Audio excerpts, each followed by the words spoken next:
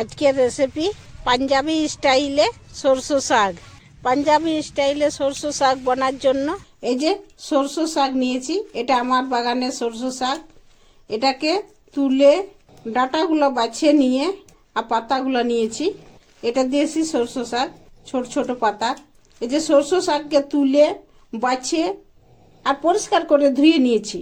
আর এর সঙ্গে এই যে পালক শাক নিয়েছি। এই পালক শাককে বাছিয়ে ধুয়ে পরিষ্কার করে নিয়েছি। আবার ভতুয়া শাক নিয়েছি।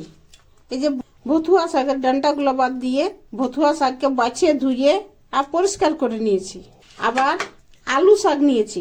যেমন আলু সব তরকারিতেই মিশে, তেমনি আলু শাকও সব শাকের সঙ্গে মিশে আর খেতে দারুণ টেস্টি হয়।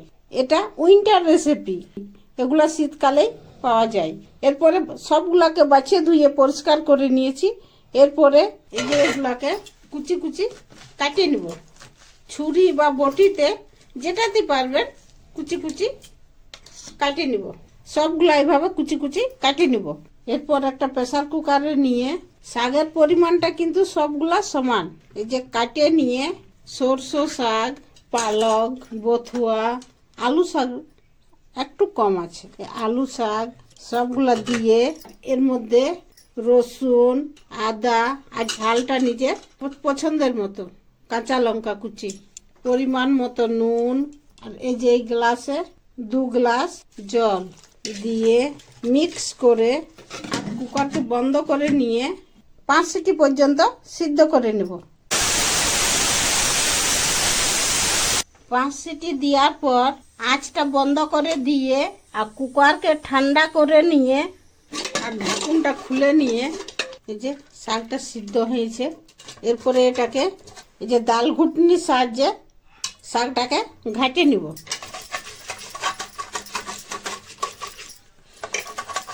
শাকটাকে এইভাবে ডাল ঘুটনি করে ঘাঁটে নিয়ে এরপর এটা জোনহারের আটা বা মকইয়ের আটা, এটাকে 3 চামচ নিয়ে হাফ কাপ আর জল দিয়ে একটা ব্যাটার বানাই নিব।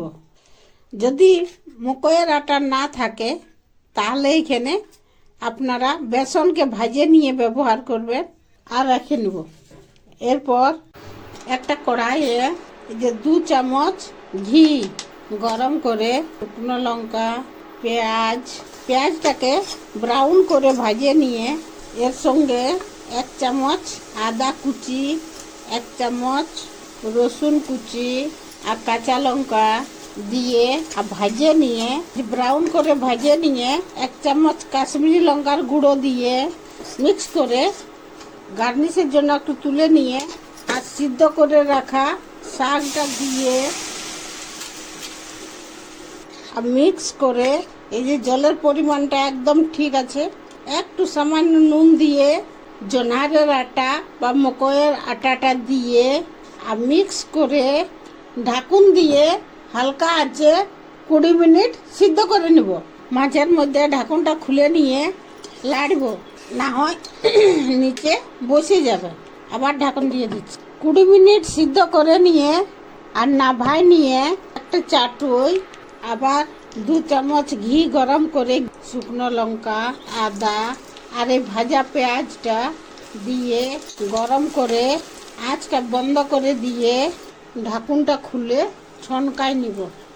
উপর থেকে বাটার দিয়ে টেস্টি পাঞ্জাবি স্টাইলে সরষে শাক বনে রেডি। ধাবা স্টাইলে সরষে শাক বনে রেডি।